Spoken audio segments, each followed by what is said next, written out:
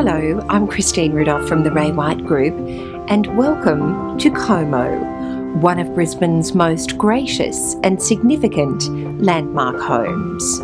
Perched elegantly behind a solid cast iron fence with original panels sourced from the former Supreme Court of Brisbane, this grand home has long been admired as a prominent Brisbane landmark.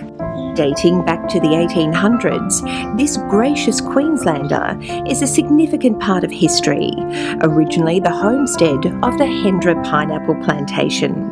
These days, owning an enviable slice of 810 square metres of prime inner-city land is considered equally valuable as a plot of this former fertile farmland. This trophy home has been painstakingly restored to its former glory.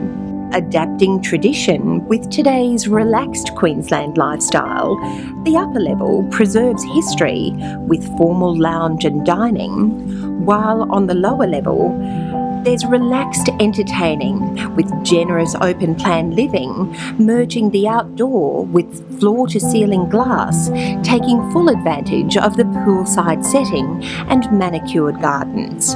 Como truly is a very special residence with a charm and a warmth which will endear all those who aspire to enjoy a piece of significant Brisbane history.